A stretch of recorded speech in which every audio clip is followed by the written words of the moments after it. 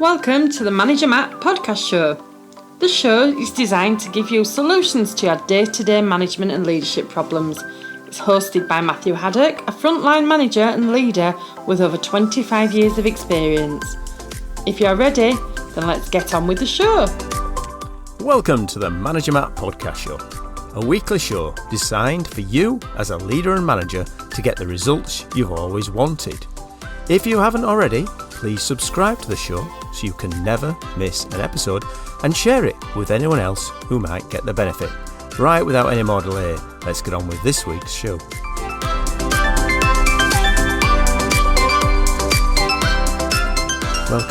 Welcome to this week's Manager Matt podcast show. Hope everyone's well and getting the results they want through the people and the teams around them.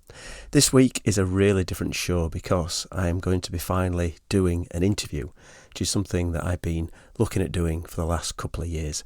And it's with a lady called Sarah Chase.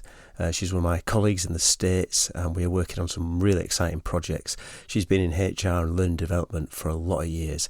So she's going to tell us about one-to-ones and how she feels they work. So without delay, let's get on with this week's show. Hi Sarah, welcome to the show. How are you? I'm doing good. Thanks a lot. Thanks for having me, Matt. Hey, no problem. You are the first guest on the Manager Matt podcast show, so congratulations. Well done. You're the first one. I've always been talking to myself in a room. Now I'm talking to somebody else in a room, so a little bit different. So yeah, Sarah, just tell us a little bit about yourself. What do you do? What drives you? Where have you gone through as your career? Just give us a bit of a background. Well, I've done a little bit of everything in human resources.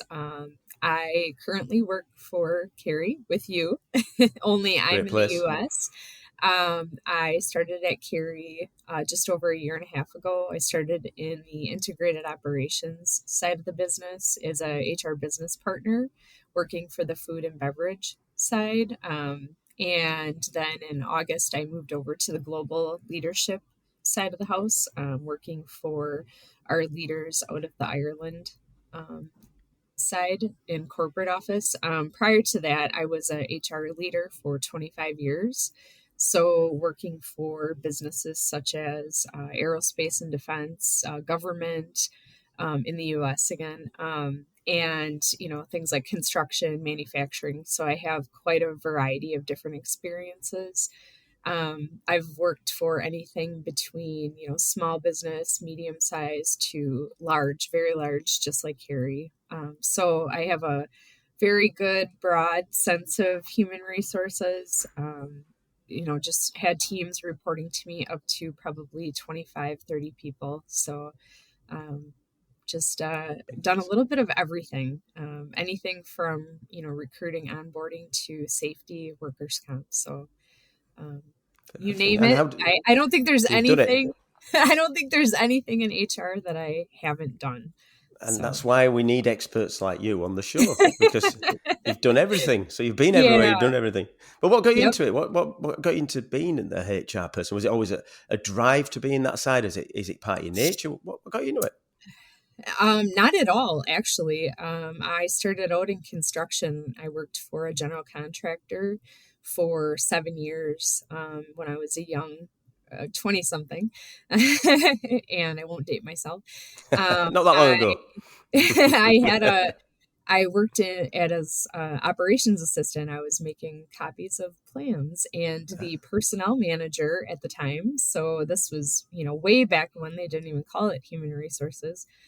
She called me and said she had an opening for an assistant, and she thought I had a nice smile and I would be good at the front desk. And she asked me if I would interview for the job. And I said, I don't even know what personnel is.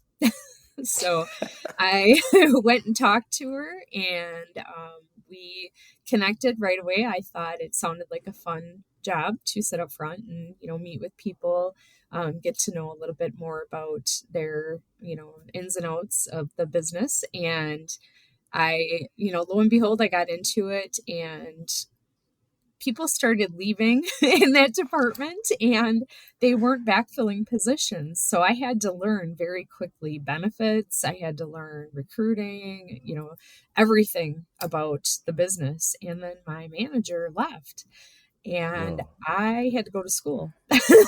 So I I didn't really have a choice. I had to go to college because I was not going to college at the time. So the company paid for me to go get an associate's degree, and they promoted me to manager.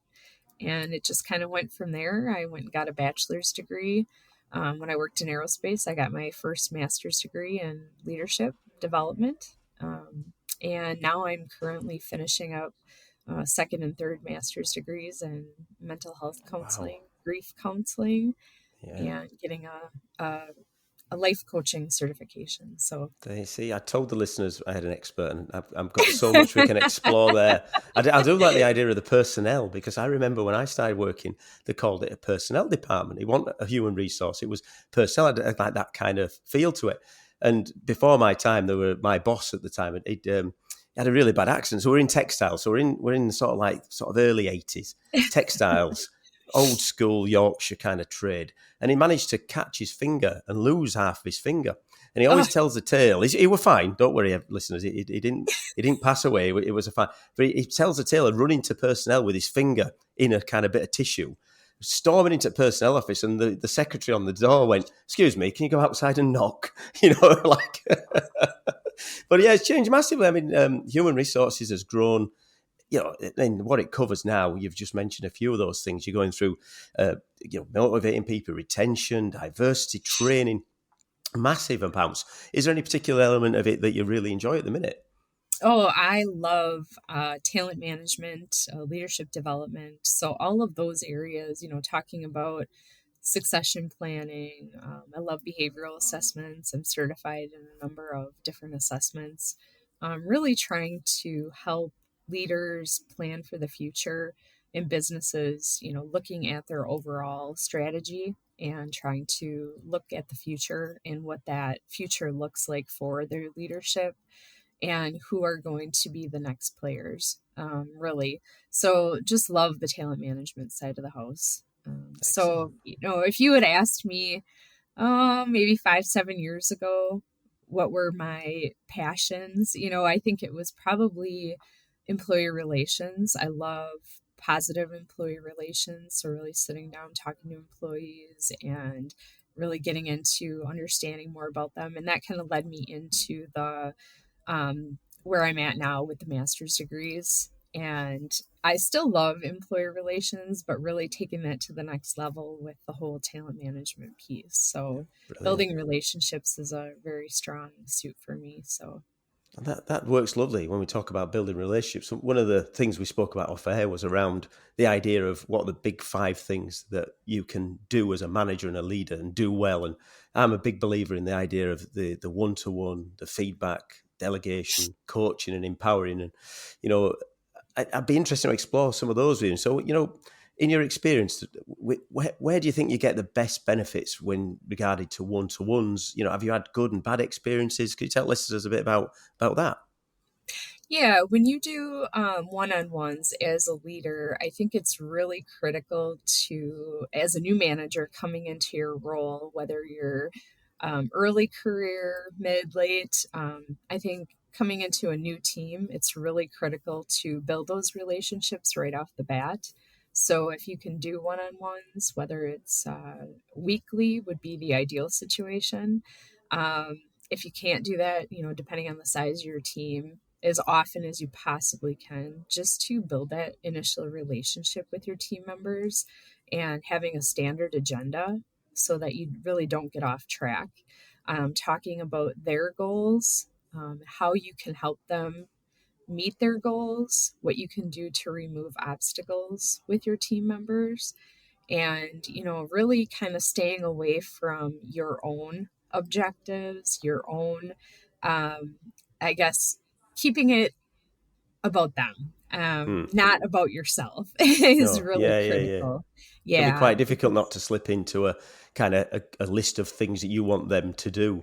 Yes. You got to be aware. I mean, I try to split mine up into sort of like the first 10 minutes around them, the family, what's going on in the world. Sometimes Yes. talk about the pets, chat about one of the guys who works with his horse, and he loves his horse, and we talk around that for a while. He loves his kids as well, but talk about his horse. And we'll do a lot of that because I think that gives you that person behind the role. You can understand what motivates them. It can be, and then I'll move into their team. They usually have 10 minutes on their team and how that's working. And then the last bit is around how they develop, where they're going, their goals. So I kind of do that. Is it very prescriptive when you do them then? Or are you more sort of fluid? Do you have like a template? Or how do you do it? No, I mean, I have a template in my head. It's not, I'm very fluid at anything that I do. I try to keep it more conversational. That's just my style. I try not to be the type of leader who reads off a sheet of paper, but I try to keep everything very conversational with people. I just try not to make it about myself, and always about them and building that relationship. And that's always been my success with people in building those relationships, is to try to make it about them, and just like you had said, Matt, talking about their family, their pets, things of that nature, and understanding them as a person and how they build their teams and what they need to be successful. So, and again, trying not to, in a one-on-one, dump more work on them and more tasks and things like that, because they're already overloaded. And you're spot on there. And it sometimes, I mean, when I first started them with teams, especially when you mentioned just got a new team or you're new to the role, I try to schedule in a longer one-on-one, because you can find that I try to go to half an hour, I try to do this 10-10-10 split. But there's so much information. I think the first time the new team I was with, I probably spent 30-40 minutes just chatting around, nothing really, just talking, just getting, it wasn't a meeting, it wasn't formal, we were just talking, having a coffee, having a talk. And then as it matured, we've seen that we go down this more kind of formal route. But I think that works really well. I think you're right about that. What about if you think of any times where you've had a really good one-to-one, and reversely, has there been any bad experiences? What do you think people do wrong? I've had really good experiences with one-on-ones with my team members, just because I've had those really positive employee relations. Even if they're not my direct team members, I've found that I've had one-on-ones with other leaders, managers, just to get to build those relationships. And it's always been a positive experience. I have not directly had any unsuccessful one-on-ones. However, I've heard, just from the role that I've been in, some pretty negative stories where people have gotten into one-on-ones and their leader has given them more of a additional workload. And it's been a experience where they go in there, it's not anything about, how's the family, how are the kids, pets, things like that. It's all about, where's your workload at? And here's additional tasks. I need it done by XYZ. And that's all it's about. And then it's a cut off, done. Gone. And the person gets out of that meeting feeling very demotivated. And they're just kind of like, I don't want to do this again. Like, can we just not do these one-on-ones anymore? Where they just don't feel like they're valued. Like I said, they're just very demotivated because it's not about them.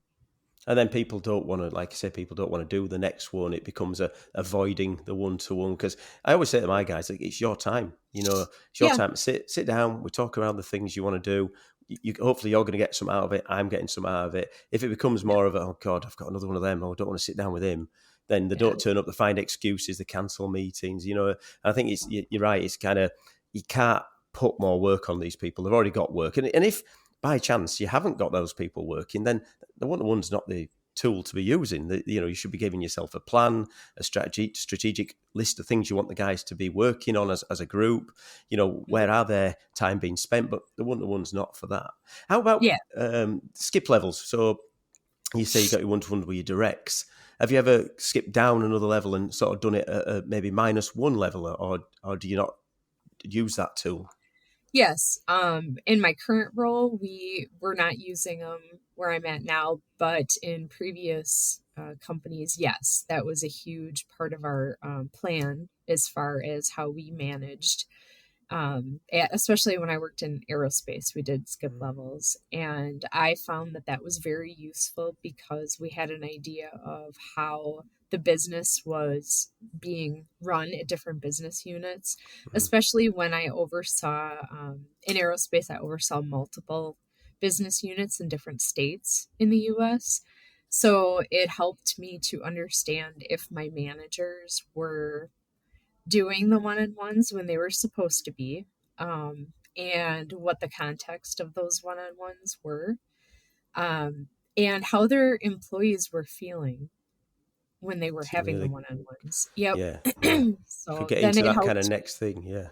Yeah, it helped with coaching too, coaching and mentoring the managers that I had under me. So, And that and works same really for well. my leader above me. If I needed to work on anything, as I was doing my one-on-ones, he was able to give me guidance as well. So I thought they were very valuable. Yeah, it's good. Yeah, don't think we do them as much at the minute, but I think it's something I'm looking at doing as I go forward. And the more you mature, the more you try things out. I think, especially when you've got talent, you talked about talent development, sitting down with the next level up. So sometimes, even if it's not called a formal one-to-one, just to have a conversation with that person, where they want to go, identify their future needs. I think that's a really good way of doing it, and to get a chance to sit down with someone you might not sit down every week with and see where their head's at, because you can get a good relationship with someone, and then they may be the next member of your senior team, because hopefully you're going to progress them. So yes.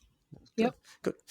I won't take too much of your time up, because I know you're such a busy lady. But when we go on the show, and Manager Matt's been around for 2 years, I kind of want to kind of look at where I can go next and grow. Do you think that the one-to-ones, the feedback, delegation coaching and the like, is that areas that you think's where we should be going, or is there other things that you think good managers should be doing? Oh, I think those are critical areas, especially moving into a leadership role. Like I said, if you're coming in as an early manager, mid-manager, higher level manager, moving into that role, those are the foundational pieces of being a leader.